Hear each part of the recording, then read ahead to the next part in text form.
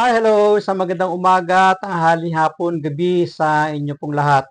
Anong oras man ninyo napapanood ang video ito, tayo po muli ay tutunghayan ng ating pong pagbasa.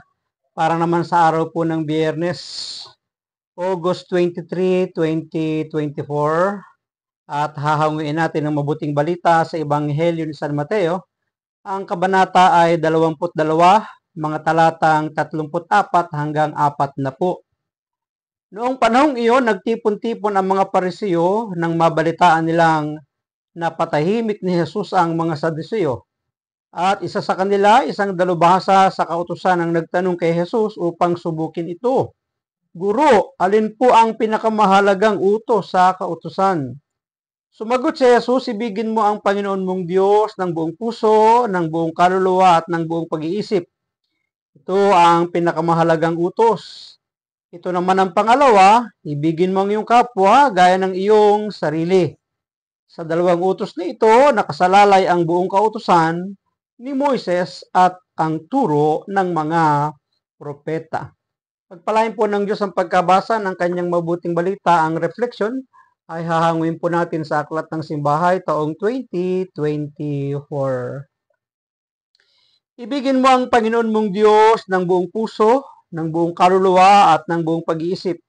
Ito ang pinakamahalagang utos. Ang mga katagang ito ay lumutang dahil sa tanong ng mga dalubhasa sa kanyang harapan kung alin ba ang pinakamahalagang utos, sapagkat sa kautusan na kanilang sinusunod ay napakarami, nasa 613, at ito'y nahahati sa civil law, ceremonial law at saka sa moral law. Kaya sa kanilang palagay, mayroon pong pinakamahalaga at may pinakamababa, at tinatanong nila ngayon si Jesus. Hindi para talaga malaman, kundi upang subukin ang kakayahan ng ating Panginoon. Ang pinakamahalagang sundan sa buhay ay ang Diyos Ama. Ito ang nais iparating sa atin ni Jesus sa Ebanghelyo. Unahing mahalin ang Diyos. Mahalin natin ang Diyos ng buong puso, ng buong kaluluwa, ng buong pag-iisip. Dahil kung buo ang ating pagmamahal sa Diyos, hindi maaaring hindi ito makikita sa ating buhay, sa ating pananalita at sa ating mga pagkilos. Ang pagmamahal natin sa Diyos ay humahantong sa pangangalaga at paglilingkod din naman natin sa ating kapwa. Kasi hindi pwedeng magsabi ang isang tao na nagmamahal sa Diyos, ngunit hindi naman niya minamahal o pinaglilingkuran ang kanyang kapwa. Tandaan natin na sa panahon ng ating binyag, nagsimulang manahan ang Diyos sa ating mga buhay. Nagsimulang maging templo tayo ng ating Panginoon.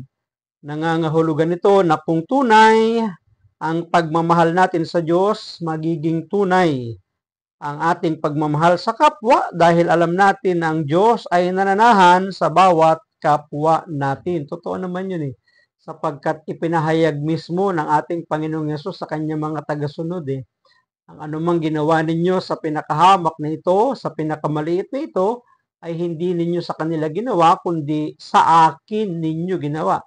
Para na rin sinasabi ni Jesus na siya'y nananahan sa mga taong hamak, mga api, at walang mga kakayahan. Kung wala tayong paggalang at pagmamahal sa Diyos, o kaya naman, kung hindi tunay ang ating pagmamahal sa Diyos, makikita sa pakikitungo natin sa ating kapwa na hindi tayo maayos at minsan ay nakakasakit din ng ating kapwa. Tandaan din natin na ang pag-ibig sa Diyos ang tunay na magbibigay ng lalim at kahulugan sa pagsunod natin sa mga utos niya. Malalaman natin na ibinibigay niya ang mga utos na ito bilang gabay natin sa buhay upang tayo ay makabalik sa Kanya, dahil nais niyang makasama tayo sa magpasawalang hanggan. So ang mga utos na ito ng ating Panginoon ay gabay para maging giya natin sa pagtahak, sa paglalakbay patungo sa buhay na walang hanggan. Kaya nga manalangin tayo palagi at hilingin sa Diyos ang grasya ng kanyang pag-ibig.